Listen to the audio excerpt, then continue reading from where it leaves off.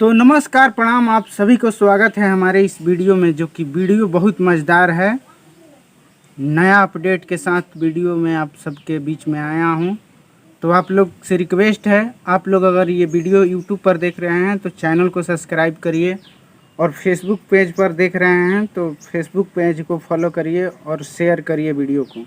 चलिए, वीडियो हम बनाने का मकसद ये था कि मेरा एक बहुत ज़बरदस्त न्यू सॉन्ग आप सबके बीच में, जो कि साहनी म्यूजिक यूट्यूब चैनल पे रिलीज हुआ है, तो इसी के अपडेट में हम आप सबके बीच में सोचे कि वीडियो बनाकर डाल दें। आप लोगों का बीच में बहुत प्यारा मेरा सॉन्ग है जो कि सावन का रिलीज हुआ है, जिस गाने का नाम है निषाद जी के दल जलढारे आइल बावे, जो कि बहुत प्यारा सॉन्ग है, बहुत प्यारा सॉन्ग है, जो कि साहनी म्यूजिक यूट्यूब चैनल से रिलीज हुआ है। तो आप लोग एक बार वहां जाइएगा और सुनिएगा। चलिए, हम आप सबके बीच में थंबनेल दिखा दे रहे हैं, यानी पोस्टर दिखा दे रहे हैं गाने को, देख लीजिए आप लोग।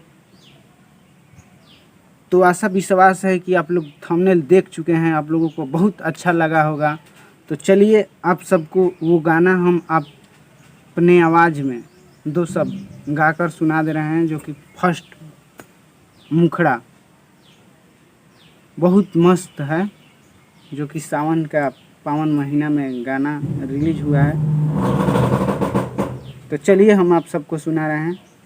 महादेव के दीवाना सुनो तनी ना डेराले, बड़े बड़े काम होला रहुए सहारे, है निषाद जी के दल जल ढारे आइल बावे, है निषाद जी के दल जल ढारे आइल बावे, कान्हा पकामर लचकावत आइल बाड़े, भोर रास्ता बम बम सबके एक के नारे, है निषाद जी के दल जल ढारे आइल बावे, है निषाद जी के दल जल ढारे आइल बावे।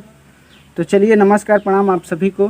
वीडियो को लाइक करिएगा और चैनल को सब्सक्राइब करिएगा। चलते हैं, मिलते हैं अगले वीडियो में। बाय बाय, तब तक टाटा।